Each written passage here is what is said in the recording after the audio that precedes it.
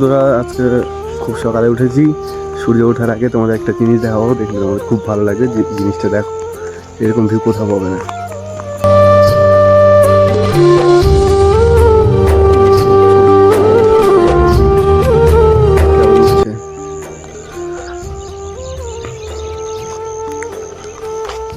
এরকমই অনেকদিন আগে দেখেছি, সকালবেলা ওঠা হয় না, 8টা 9টার দিকে উঠেছিলাম, দেখতে পাই না। আজকে প্রথম দেখলাম এরকম খুব সুন্দর ভিউ। আর আমরা যাচ্ছি সকালবেলা। এত উঠছি কেন, কারণ হলো ধান কাটার জন্য যাচ্ছি। দেখতে পাচ্ছ গোটাই মাঠ, এদিকে না।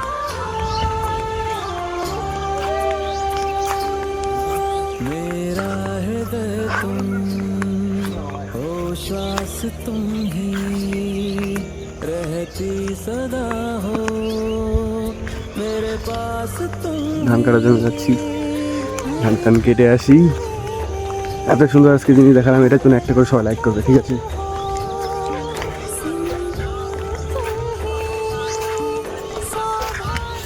আমরা কৃষকের ছেলে, আমাদের সকালবেলা উঠতে হবে, তাও ওঠা হয় না।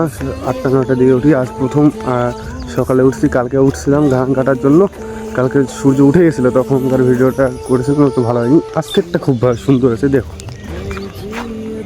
কেবল উঠছে উঠছে লাল লাল। আর যারা কাজের চাপে রাত জাগে, যাদের খুব হয় কাজ, সেসব লোকজন তো, শহরের লোকজন 8টা 9টা 10টার দিকে উঠে তারা দেখতে পাবে না। সেই জন্য তাদের জন্য আমি ভিডিওটা বানাচ্ছি, যে তারা যেন দেখতে পারে, এরকম ফিলিংসটা যেন নিতে পারে, বুঝলে?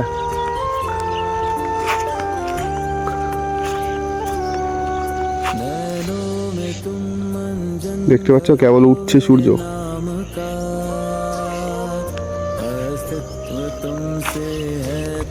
কালা উঠছে সকাল প্রায় কটা 5টার দিকে, এখন 6টা বাজছে। মুখ টুক দিয়ে খাওয়া দাওয়া করে চাটা খেয়ে দিয়ে বেরিয়ে পড়ছি মাঠে। এখান থেকে 3-4 কিলোমিটার দূর। সকালবেলা খুব তাড়াতাড়ি দেখো সূর্য উঠে গেল। আর এদিকে চারিদিকে চোখ খুললেই শুধু চারিদিকে মাঠ আর মাঠ, এদিকে কোথাও ইয়ে নাই, শুধু চাষের জন্য জমি। আর এর সামনে তো ওরা হেঁটে হেঁটে যাচ্ছে। দেখো বন্ধুরা, দেখতে দেখতে বেলা উঠে গেল, আর আমরা হাঁটতে আছি। এখান থেকে মাঠ ধান ক্ষেত প্রায় 3 কিলোমিটার, এত দূর হেঁটে হেঁটেই যাচ্ছি। তো আমরা যেতে যেতে সূর্য উঠে গেল।